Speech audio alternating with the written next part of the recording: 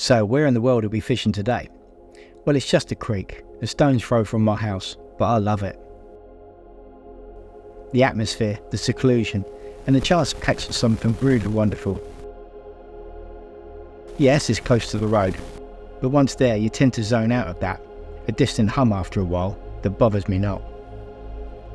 Soon I'm immersed in the sounds of gulls, the oyster catchers, the flowing channel, and the crabs scurrying around at the bottom of my bucket. That is, if I can find some crabs, softbacks and peelers to be precise.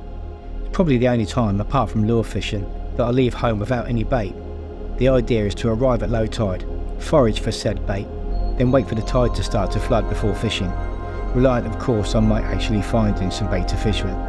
Without a few crabs, it's a short trip.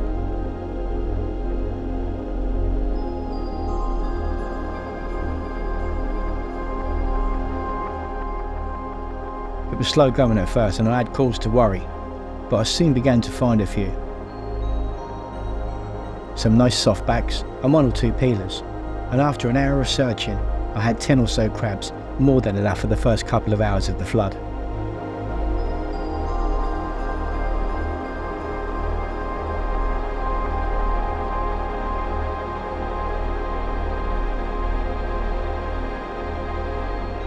With the bait sorted, I was at liberty to relax, enjoy the scene, even to lay on my back, enjoy the sunshine and watch the clouds roll by.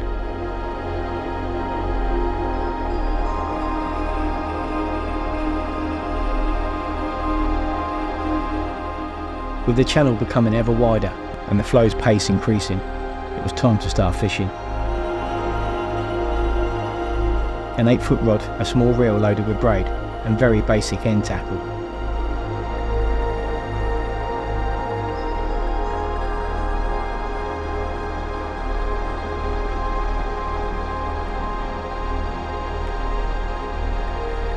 I whipped on the first crab and began angling.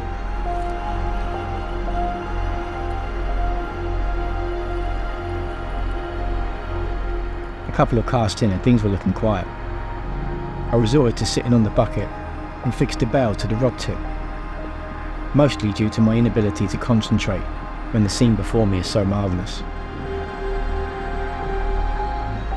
I was half caught by surprise when the rod tip banged hard, the bell rang out, and I was soon into my first bass.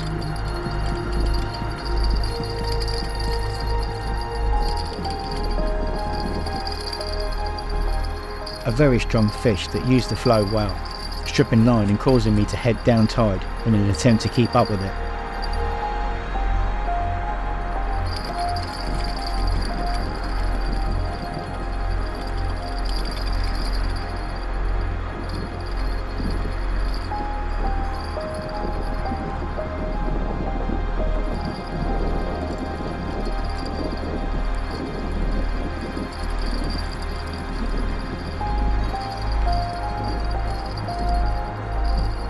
Eventually I managed to beach my prize, a bass larger than anything I'd seen in a long time.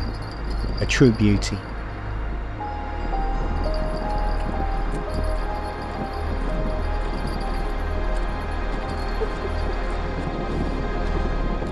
I weighed the fish at 4 pounds 4 ounces, a new short caught PB for me.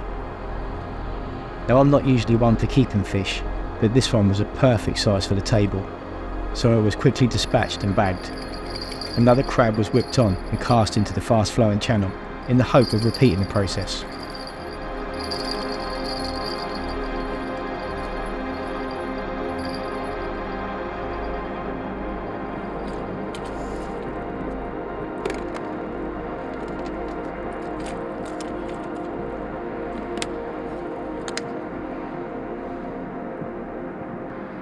Just a few minutes later another strong fish was hooked.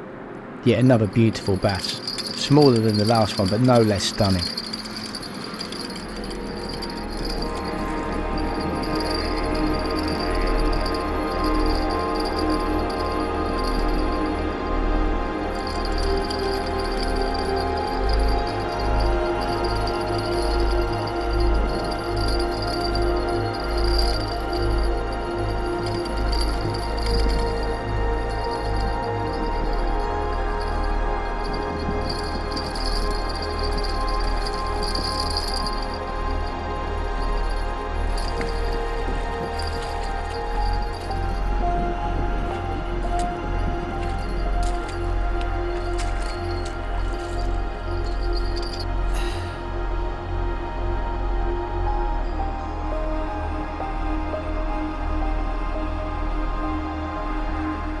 I only planned to keep one for the table, so this one was returned to its watery home.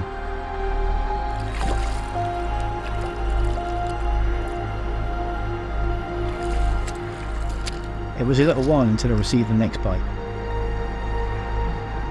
This fish, the same as the others, charged off downstream, ripping line from the reel and using the strong flow to his advantage.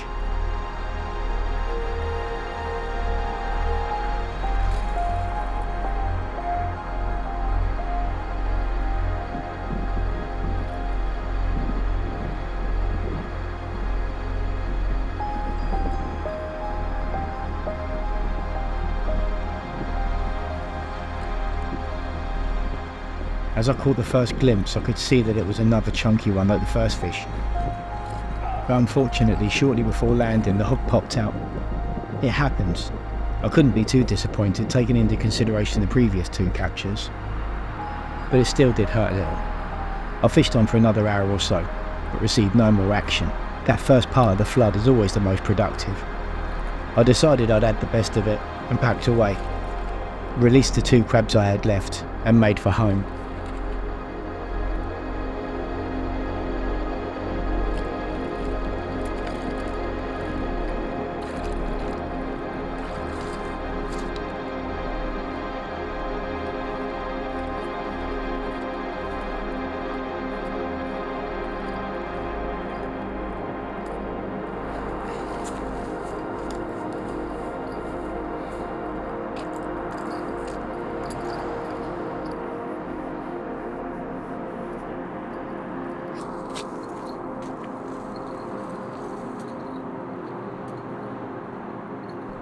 It was an incredible session, a red letter session you might say, and one that will stay fixed in the memory for a very long time.